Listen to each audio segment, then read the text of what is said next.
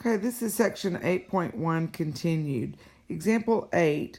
Make sure you go to the new revised examples of this graph, which is on the very last page of your packet. It says give the transformation, give an equation, and the asymptote set the domain and range for each of the following transformations. You want to start the transformation. Okay, you want to start the transformation from 0, 1. So if you look at 0, 1, here's 0, 1.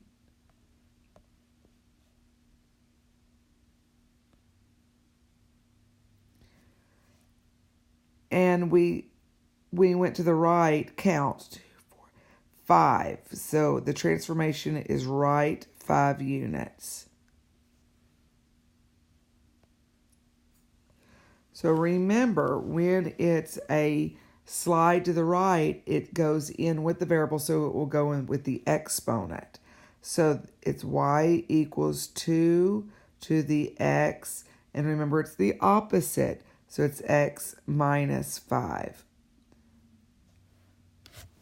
Make sure you write the x minus 5 is in the exponent. The domain is all real numbers. Your asymptote is y equals 0, and your range is from 0 to infinity. For our purposes, in the equation y equals a times 2 to the x power, because that's what we're doing, y equals 2 to the x. The number in front of a, for our purposes, our a is going to be 1 for the graphs. Example B, again, start from 0, 1, and you will notice that it went down 5 units. So the equation is y equals 2 to the x power minus 5. Because remember, the formula is a times b, and in this case, b is 2 to the x minus h plus k. Our domain is all real numbers. Our asymptote, in this case, the asymptote went down. You'll remember asymptote is y equals k, so your asymptote is y equals 5. So your range is from -5 to positive infinity. Okay, I want you to try to come up with the equation for example C. Remember that it starts at 0, 1. So you write it and then bring the video back. Okay, so it was to the right 1 unit and up 3. So the equation is y equals 2 to the x power minus 1 and then plus 3. Domain is all real numbers. Your asymptote is y equals 3. So your range is from 3 to infinity.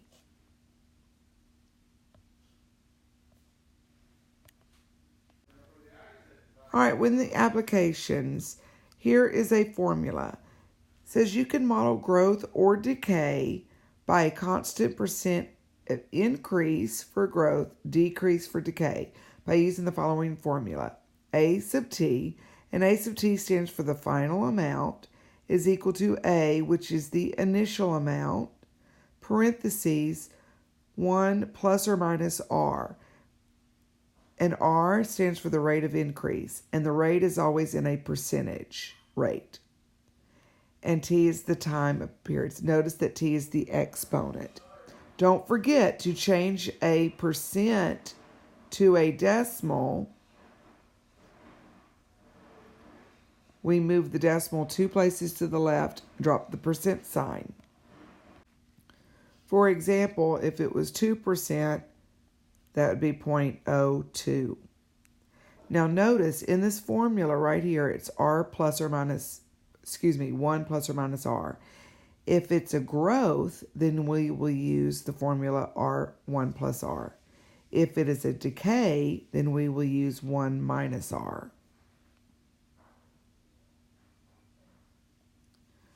Let's look at example 1. The student population in a small-time resort town is predicted to increase 2% per year. This year's population is 765 students. Write an exponential equation.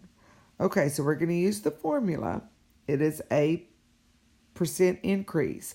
So we're going to use A sub t is equal to A, which is the initial amount,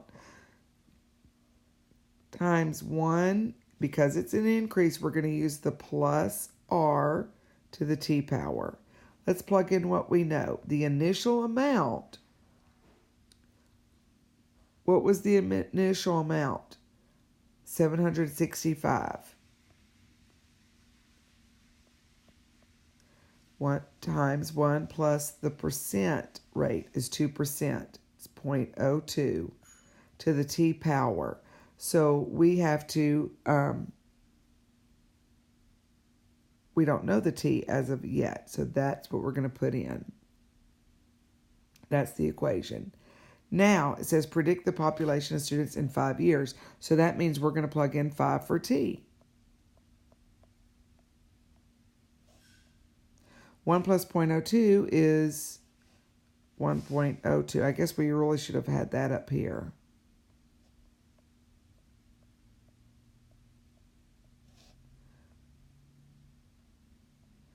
And now it'll be to the 5th power. And all you do now is plug that into the calculator. And we need to round to the nearest whole number. When you plug this in the calculator, that's what you should get. And we're going to round to the nearest whole number. So that's about 845 students.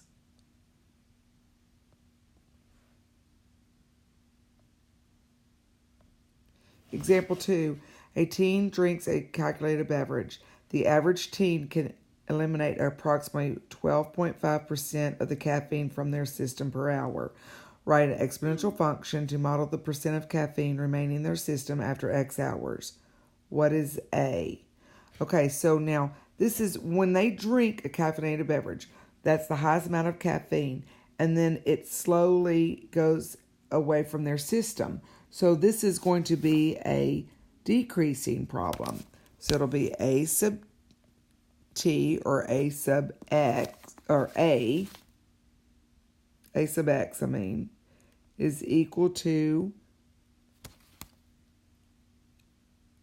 A parentheses 1 minus R to the t power. So when we plug that in, A is 1 because it's the amount of caffeine is 100%. Turn 100% into a decimal that's 1. That's where the 1 came from. Parentheses 1 minus, we have to turn 12.5% into a decimal. So that's 0.125 to the x power, because it says x hours. If you put t, that's fine, same thing. So that's A sub x is equal to 1 times 1 minus 0.125 is 0.875 to the x power. Or we can just say 0.875 to the x. Okay, now let's do this part. It says estimate the percentage of caffeine in a teen's body after 3 hours. So after 3 hours, it's 0.875 to the 3rd power, which is about 67. If you go to put that in your calculator, you're going to get 0.67 something. This is what you should get in your calculator. So we're going to round that to 0.67. And again, it asked for the percent, so we need to convert that to percent. So it's about 67% of caffeine still in your body after 3 hours.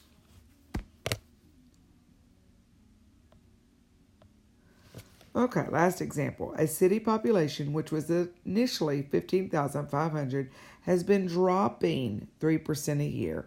Write an exponential function. Because it's been dropping, that is a decrease or a decay. So we're going to use the formula a parentheses 1 minus r to the t power.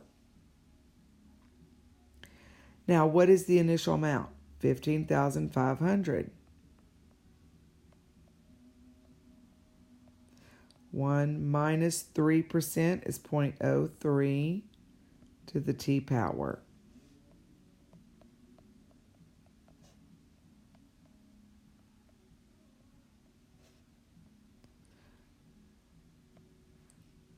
One minus 0.03 is 0.97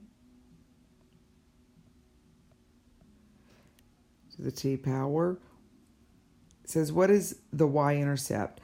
The y-intercept is the initial amount. So when the y-intercept, that is, instead of having xy for your order pair, it's t and then your a sub t, or this part. So the y-intercept, this will be, your t will be 0. So when will the time be 0?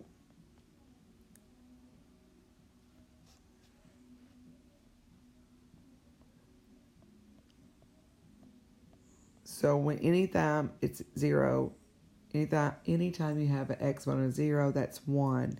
So that's just 15,500 times 1, which is 15,000.